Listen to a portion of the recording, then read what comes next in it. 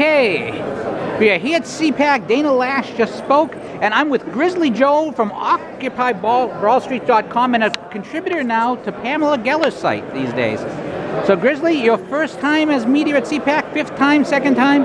This is number 6, sir. 6 in a row or 6 scattered? 6 in a row. Okay. I have more fun every time I come, meeting folks, grassroots folks like me and you, celebrities. It's just a great time, and it's a great learning experience too. Now, obviously, you're here as media as I am. Is there a particular thing you're looking to cover, a particular thing you're trying to get from CPAC this year? The things I look for are in the neighborhood of counter-jihad, and that could be a broad range of things. It could be specifically about Islamic extremists or Quranic literalism, as I call it, or it can be anything to do with homeland security and foreign policy, anything. It's really such a wide area. I don't focus specifically on the study of the religion. I like to get a broader picture of what's going on with that stuff. And are there particular speakers that you're going to make it a point to cover? I'm going to see Frank Gaffney. I'm going to see Katie Hopkins. I'm going to see Dr. Zuhdi Jasser. I forget. I've got a whole list printed out and stuff to do, stuff highlighted, and there goes Ambassador Bolton. Yeah, there's an interview I need to get at some point if possible. All right, now Grizzly, I am going to ask you the same questions I've been asking everyone because I always grab data points to figure out where people are going. All right, year one of Donald Trump, thumbs up, thumbs down, or Mets are Mets? Thumbs up. All right, the thing you liked the best from the Trump administration and the thing that disappointed you the most? The thing I mostly like about him is he's, and I say this with all due respect, he's unvarnished.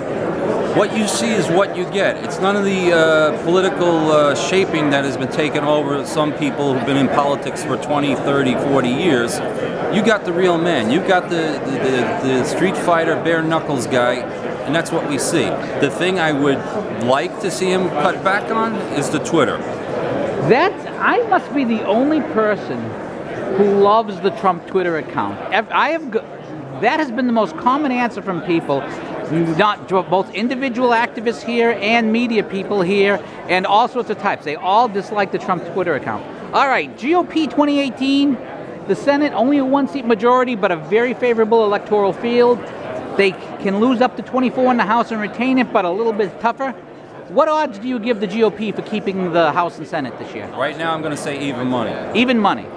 And what can Donald Trump do, in your opinion, to help them keep them?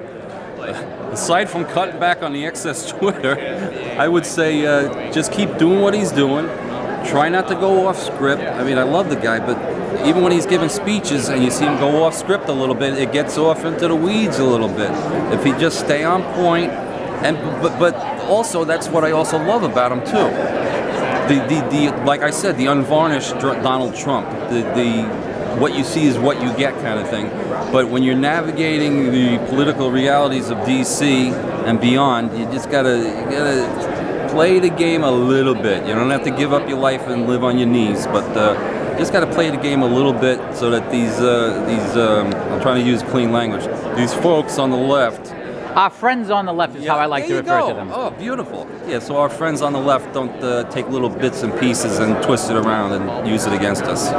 And final question. There's been a lot of talk about a possible deal, DACA for the wall. Assuming that you get an actual wall rather than a theoretical wall or a wall in 10 years, do you make that trade? DACA for the wall. In other words, the wall and DACA. We get the wall, and they get the DACA people legalized. Would you make that deal? With that, yes, because we need the wall. We've been kicking this can down the road for generations, for crying out loud. We've got to get a physical barrier so we don't have more folks running in. If we got to do what we got to do with the folks that are here, that's one of these political realities that you just have to deal with. It's not like we can scoop these people up and throw them out. So bam, give me the wall, take whatever else you want. And final time, can you tell us where people can find you? Other than on my YouTube channel and on my blog once I get this up. Folks can find me on Twitter at OccupyBrawlStreet. That's ball as in to cry like a baby.